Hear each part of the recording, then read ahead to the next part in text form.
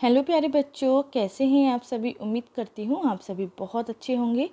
स्वागत है बच्चों आप सभी का फिर से मेरे यूट्यूब चैनल जारेडा ऑनलाइन क्लासेस में। तो बच्चों आज हम सभी सॉल्व करेंगे यहाँ पे हमारे विषय हिंदी की वर्कशीट। कक्षा है 5, सप्ताह है 15। बच्चों उप विषय है एक माँ की बेबसी। तो बच्चों ये पाठ आप सभी ने अपनी पाठ्य पुस्तक से पढ़ा ही होगा। तो इसी की वर्कशीट आज हम हल करेंगे। तो बच्चों वीडियो स्टार्ट करने से पहले आप सभी जल्दी से जाइए, लाल बटन दबाइए और सभी मेरे चैनल को सब्सक्राइब कीजिए। चैनल को सब्सक्राइब करना ना भूलिए। पहला प्रश्न है, रिक्त स्थानों की पूर्ति कीजिए। कविता को पढ़ते समय आँखों के सामने कई चित्र बनते हैं।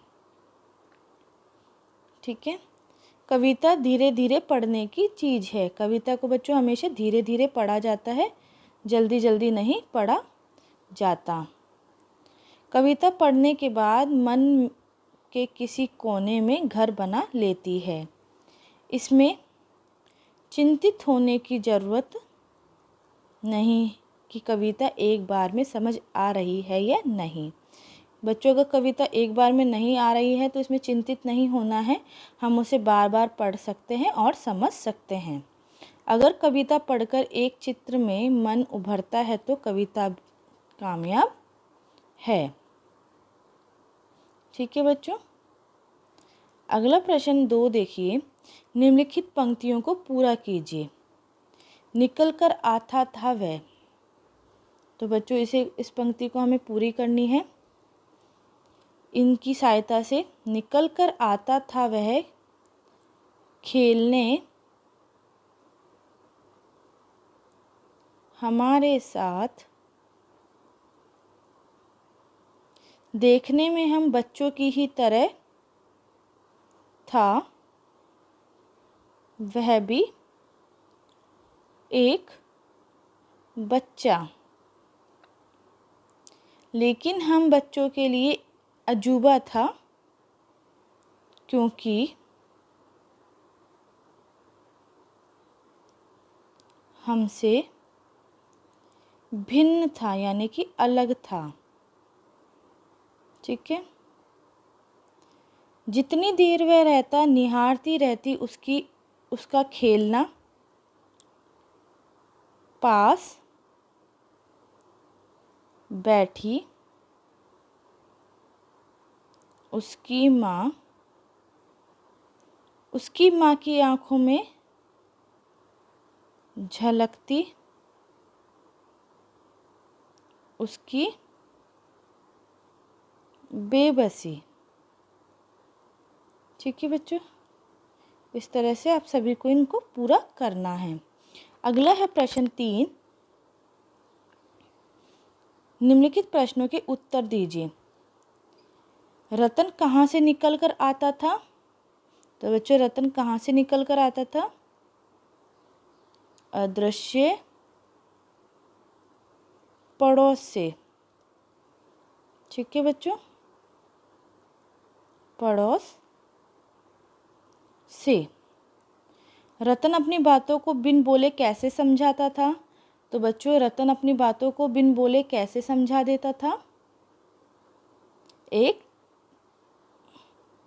तो बच्चों वो रतन अपनी बातों को इशारों से समझाता था। ठीक है बच्चों, रतन का खेलना कौन निहारता था। तो बच्चों रतन का खेलना कौन निहारता था, आप सभी को पता है, उसकी माँ। ठीक है, उसकी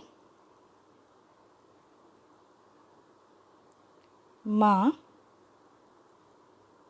निहारती थी। अगला प्रश्न है, कविता में रतन को किसकी तरह कहा गया है। तो बच्चों किसकी तरह कहा गया है, एक टूटे खिलौने की तरह कहा गया है। तो यहाँ हम अपना उत्तर लिखेंगे, कविता में रतन को एक टूटे खिलौने की तरह कहा गया है। अगला प्रश्न है एक माँ की बेबसी कविता का लेखक का नाम लिखो। तो बच्चों कविता का लेखक कौन है? तो कविता का लेखक कुंवर नारायण है। ठीक है, कुंवर नारायण है। अगला देखिए बच्चों, माँ की आंखों का वो तारा, हर बच्चा होता राज दुलारा। माँ होती ममता की मूरत, प्रेम प्यार की प्यारी सूरत। हर दर्द को आंचल में समेटे, समान होते बेटी और बेटे। माँ जैसा जग में नहीं कोई दूजा, सब करो माँ की मन से पूजा। देखिए बच्चों, ये कविता हमने यहाँ पढ़ी माँ की, कि माँ की आंखों का तारा, वह बच्चा होता राज दुलारा। माँ की ममता की मूरत, प्रेम प्यार की प्यारी सूरत।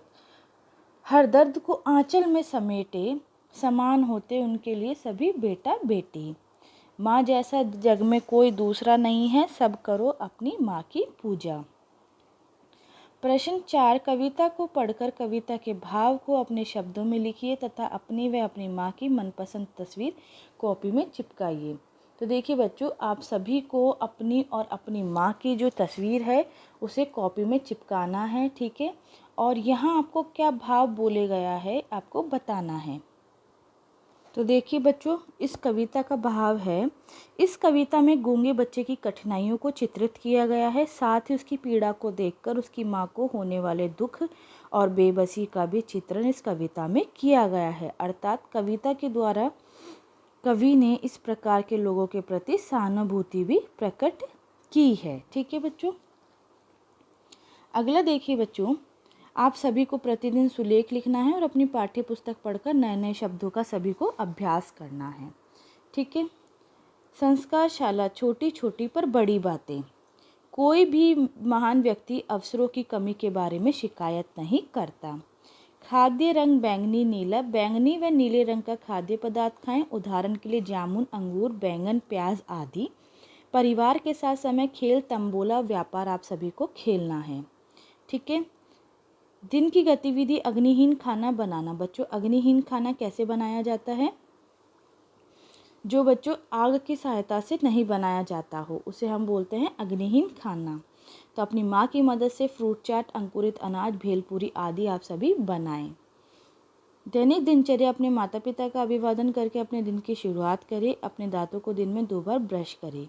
प्रतिदिन स्नान करें, खूब पानी पिए और संतुलित आहार लें।